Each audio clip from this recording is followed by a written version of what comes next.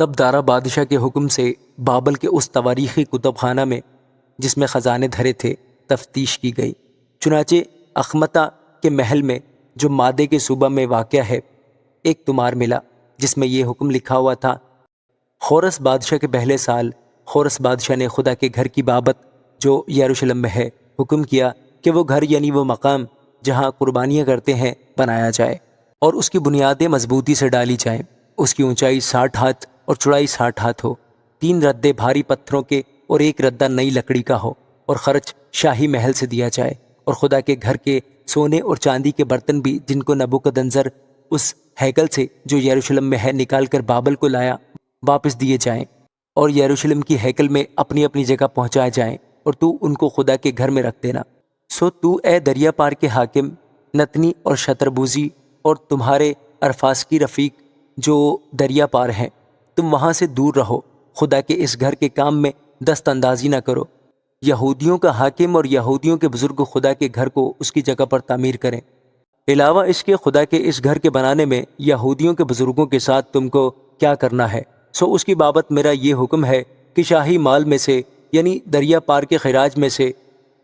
ان لوگوں کو بلا توقف خرچ دیا جائے تاکہ ان کو رکنا نہ پڑے، اور آسمان کے خدا کی سوختنی قربانیوں کے لیے جس جس چیز کی ان کو ضرورت ہو یعنی بچھڑے اور مینڈے اور حلوان اور جتنا گیہوں اور نمک اور مے اور تیل وہ کاہن جو یروشلم میں ہیں بتائیں، وہ سب بلا ناغہ روز بروز ان کو دیا جائے تاکہ وہ آسمان کے خدا کے حضور راحت انگیز قربانیاں چڑھائیں اور بادشاہ اور شہزادوں کی عمر درازی کے لیے دعا کریں۔ میں نے یہ حکم بھی دیا ہے کہ جو شخص اس فرمان کو بدل دے اس کے گھر میں سے کڑی نکالی جائے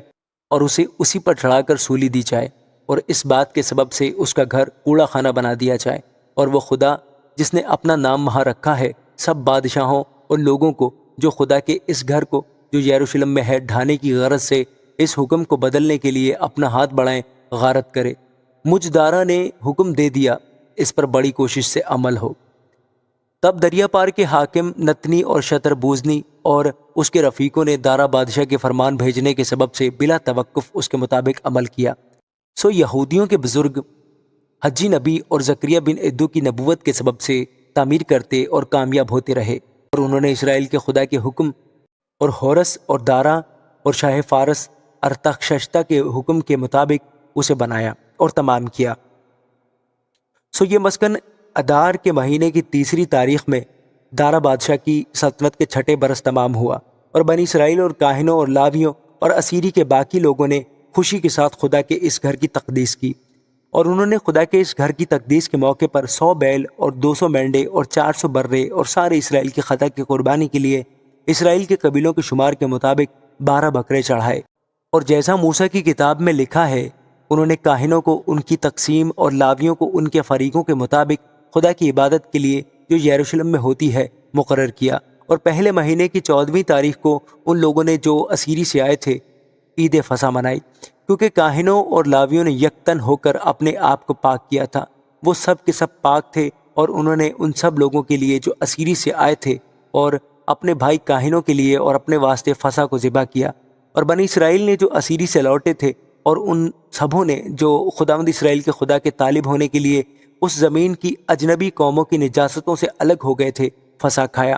اور خوشی کے ساتھ 7 دن تک فطیری روٹی کی عید منائی، کیونکہ خداوند نے ان کو شادمان کیا تھا اور شاہ اسور کے دل کو ان کی طرف مائل کیا تھا تاکہ وہ خدا یعنی اسرائیل کے خدا کے مسکن کے بنانے میں ان کی مدد کرے۔ آمین۔